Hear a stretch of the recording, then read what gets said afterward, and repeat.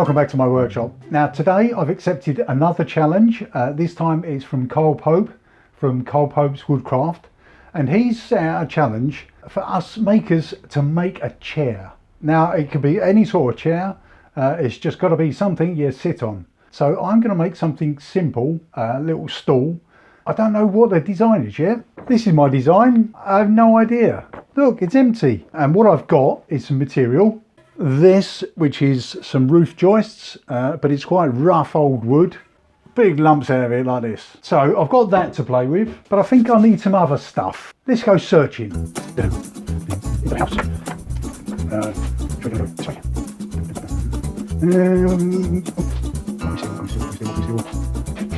Hello.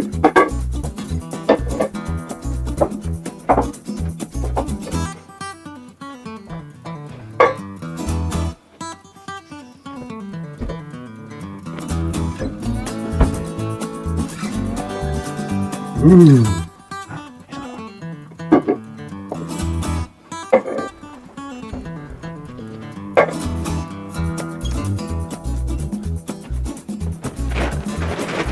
Oh, it's heavy.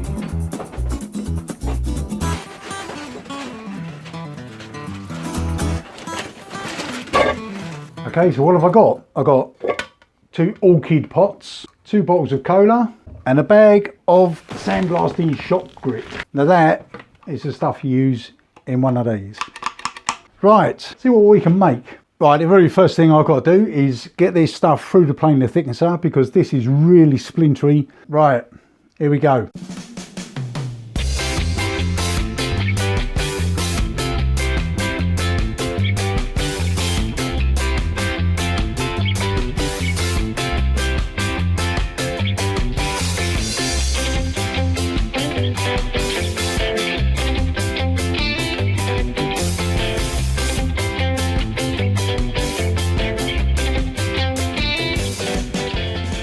Right, so it's taken me about 2 hours to put those through the planer thicknesser. I've now got them down to quite nice pieces of wood. Still some nasty bits here. Obviously still loads of screw holes and nail holes. So I'll have to be careful when I'm assembling it so I don't get all that. Right, what I've got to do now is find out how big I need the top and the base. So let's find out.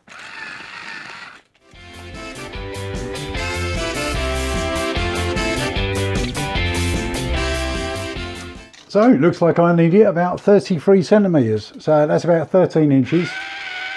So what I've got to do now is join some of these together as the top and the base, and I'm going to make a 13-inch square using biscuit joints and glue.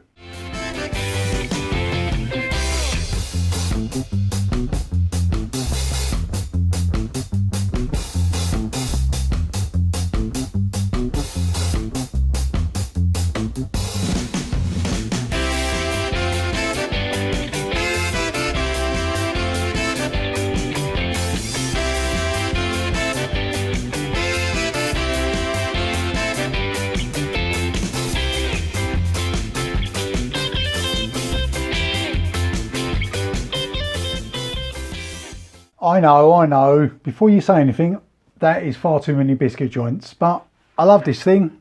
I got a bit carried away. Let's get some glue on these.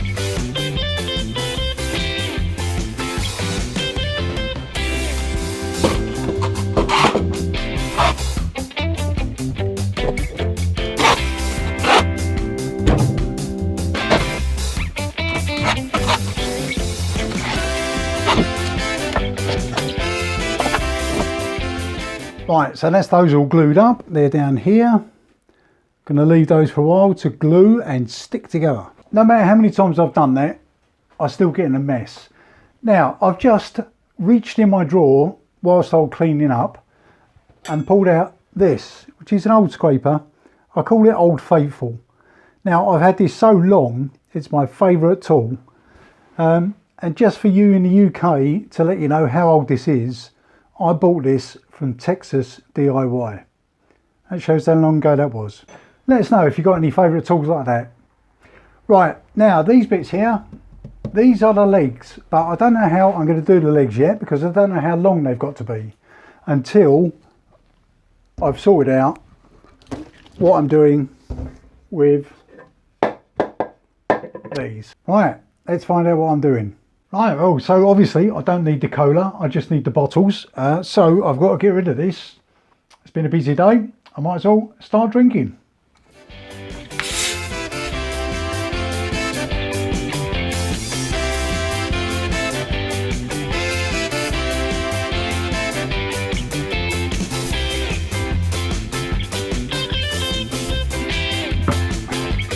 One.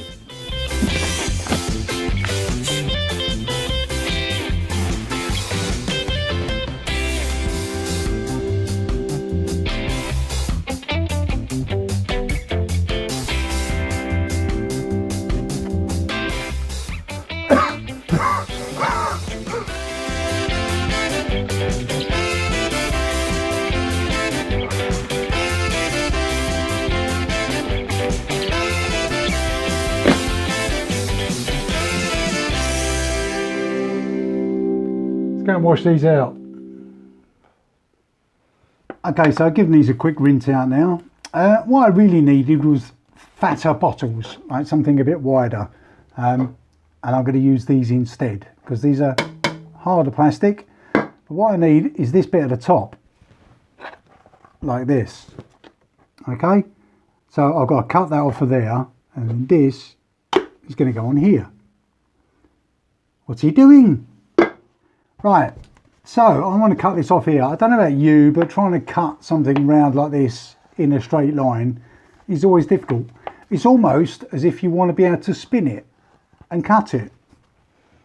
Now, I've got a spinny cutty thing. It's called a lathe. Let's try something dangerous.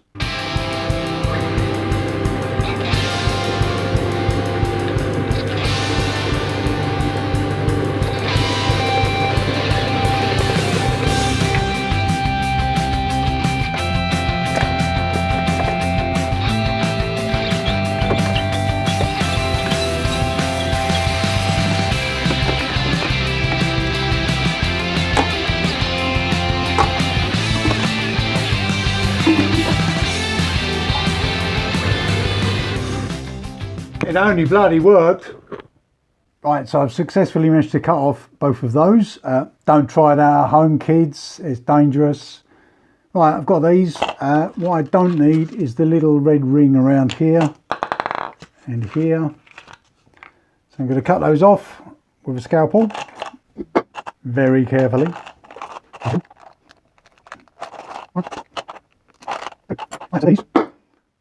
Now fit on here. Like that. Right, what I need to do now is get rid of those bits in the middle.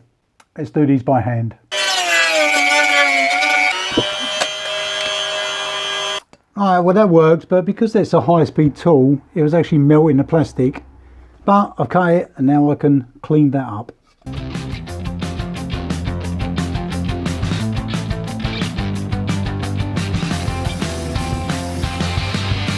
Right, so what I've got to do now is stick this bit onto this bit. I'm just going to use some CA glue, this stuff, which comes with some activator. What could possibly go wrong?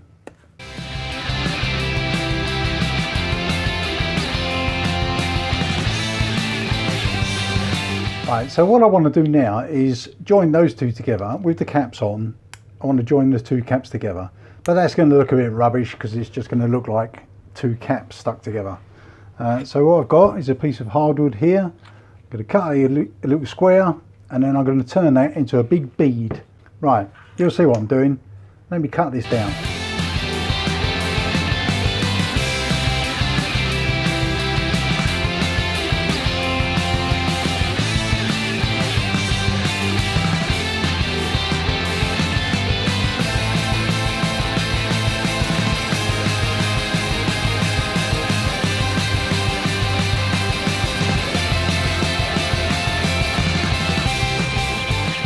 Right, so I've made my knob here. The intention was to have a cap in either end like this so I could unscrew it, but it hasn't quite worked out. So what I've got to do now is basically stick that on there, and I'm going to use araldite, this stuff. Okay, so just got to mix up a bit of that, put it in here, stick that on there, and then stick some on that end.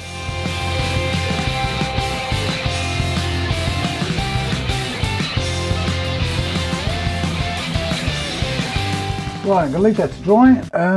Let's get back to a bit of woodwork, shall we? This is the top of the bomb. They've been drying overnight. Let's get the clamps off and see if they've set.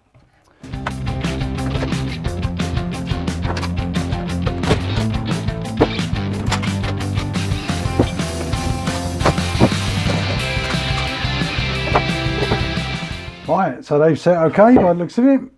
Looks pretty good. Right, these are square. I need them to be round. Let's find the middle.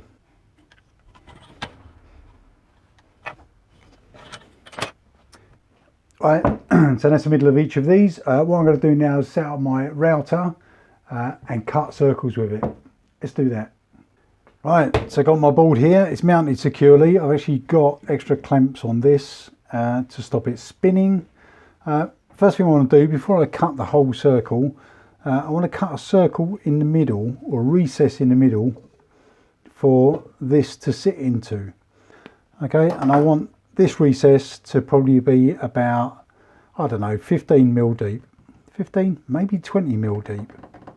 Right, as usual, nothing's going to plan. My new bright and shiny Triton router, which is excellent, doesn't quite go small enough. So I can't use this for cutting the inside circle. I was going to use my little Bosch trim router, okay? But this also doesn't go small enough. So I've had to come up with something else. So what I've done is I've used bits from the Triton and bits from another work zone router that I've got that's very similar to this. And I've made this. So just basically a nut and a bolt, okay, onto this bracket. Then I've used this little gizmo, which is off of the Triton, but a little pin in the middle. Okay, so that turns round. And let me show you how it sets up.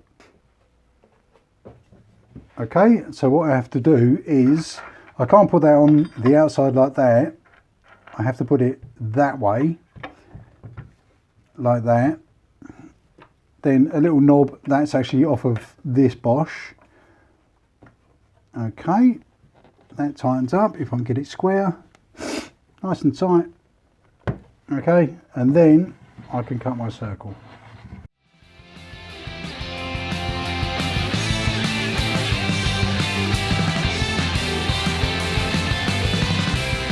Right, because this setup works so well, rather than using my Triton router here, which I really want to because it's nice and new, rather than reinvent the wheel, I'm going to adjust this to do the outside edge. And all I've got to do is literally undo that. Okay, and then I can cut my bigger circle. All right, let's do that.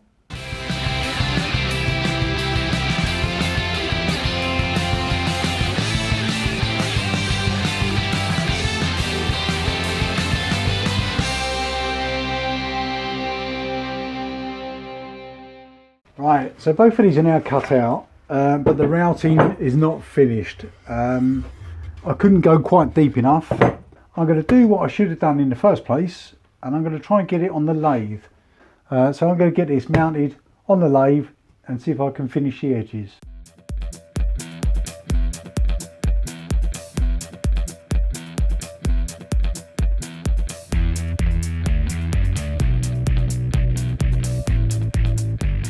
Right, so as I say, I've never turned anything like this before. Obviously I've turned the head around so I could turn something large. This obviously won't fit across the bed.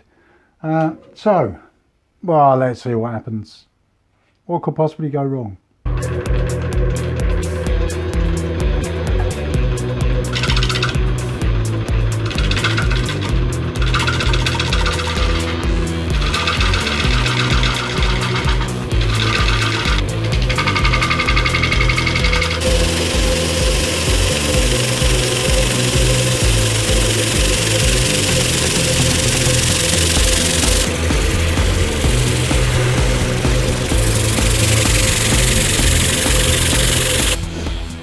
that seems to have worked. Okay, so it's round and it's smooth.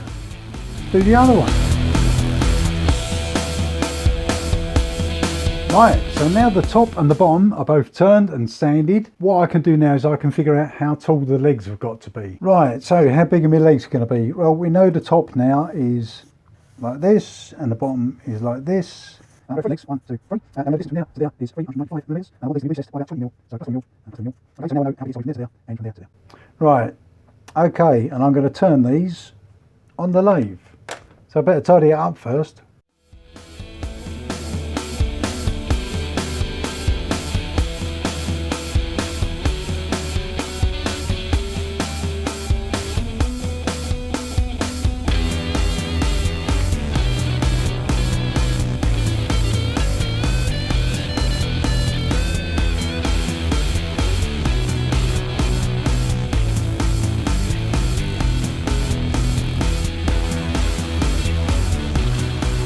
Okay, so for the legs, my stock is not wide enough, so what I've had to do is sacrifice a piece of this and cut it into slivers and then stick an extra piece on here, which is like this. These have been sticking overnight, so what I've got to do now is take the clamps off and then cut it into a square so I can get it onto the lathe. Okay, so that's now a square. What I'm going to do is cut the corners off on the table saw to save me a lot of time on the lathe.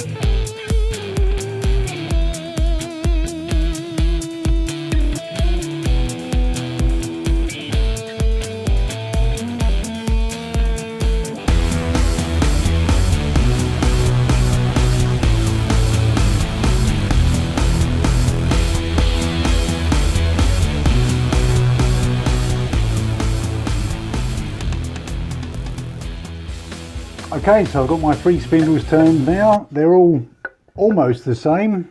This one's a bit thinner. What I've got to do now is have these mounted in here. Okay, so obviously they've got to be in the middle of this outer ring. Measure the outer ring, half it, then draw a circle. Then I've got to divide that into 3. Right, so what's the easiest way to divide this into 3? Start from your middle. Strike a line, get your compass to the size of your circle, put it on the outside of the circle, strike a line there, strike a line there. So this point and this point and this point are all equally spaced. So I've got one of my seat bases, I've got the circles marked out with a compass. Obviously I need them to be this round, which is 50 mil, by this deep, which is 20 mil.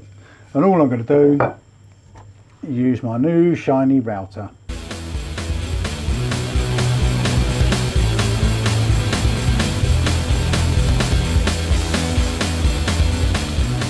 Right, so the top and the base are done, the spindles are done. Now I've got to fix the spindles to the top and the bottom. So I'm going to use these fittings, which is basically a little insert. Basically what you do is you drill your hole, one hole, and you literally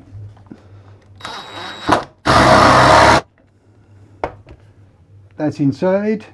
So what I need to do is drill some holes in the end of the spindles and stick some inserts in. So you probably would have gathered by now that this whole stool is like a big hourglass. Now what I need to know is how much sand will pass through and how long it will take.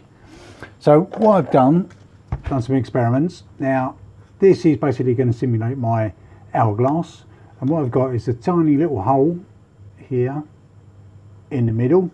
Now just to start with, I've done about a 5 mil hole, And what I need to know is how much sand will pass through that in how long.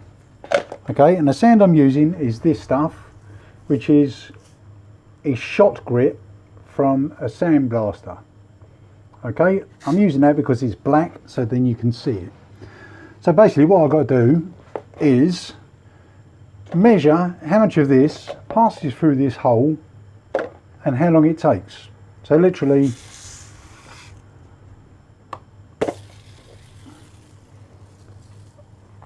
so this is pouring through here at a steady rate. Okay, so that's with my hole, a 5mm hole. Now with a 5mm hole, okay, I measured that and it passes through at 2.36 grams per second. Yeah, 2.36 grams per second. So all I've got to do is times that by 60, which will give me how much goes through in a minute, and that equals 142.1 grams per minute. Yeah, 142 grams per minute. Okay, and then just times that by 10 minutes because that's what I want. Okay, which gives me 1,421 grams for 10 minutes. Got my weighing scales, 1,429 grams, which gives me this much, 10 minutes of sand. And that's how I figured out how long it takes.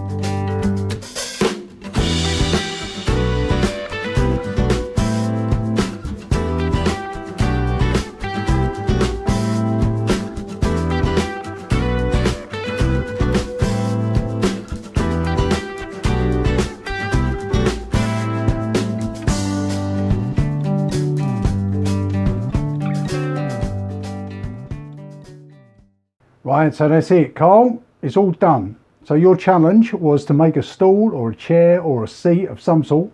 I decided to make a stool because I thought that would be easy. But as usual, I've overcomplicated it. And what I've ended up with is this. Ta-da! Okay, and what this is a timeout stool. So if you've got naughty children, you turn this over, sit the children on it, and it gives them 10 minutes to think about what they've been doing. Or alternatively, you can use it for a cup of tea time. You can turn it over, have a cup of tea, and then when that's done, you're done. All right, so it's basically a massive great big hourglass. Let's have a closer look.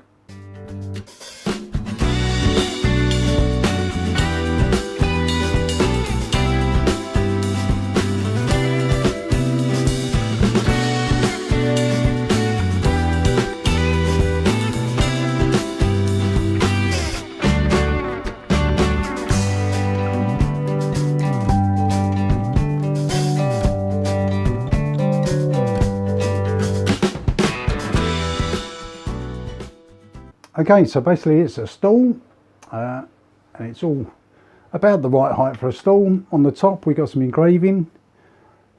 This one says, I think it's time for a timeout. That's all engraved on the CNC machine. Now these are where the bolts go through, so I can actually take it apart just in case it leaks. And on the other end, if we turn it over, we've obviously got Frank's Little Workshop. Now as far as the actual timer bit goes, okay, this lasts for exactly 10 minutes. But I suppose the biggest question we've got is, does it work as a stool? Let's try. Let's have a tea break. So yeah, it works as a stool. It's actually quite comfortable. And if you want to turn it over, Job done.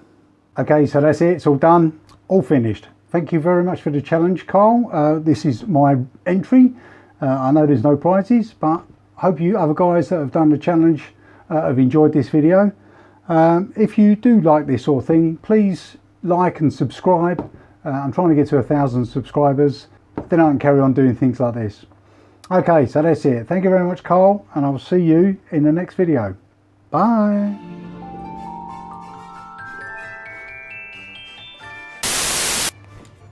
Okay, so what I want... Let's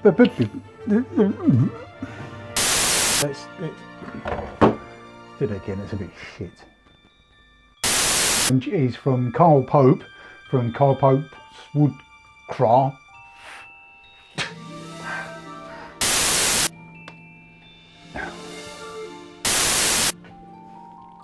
Hehehe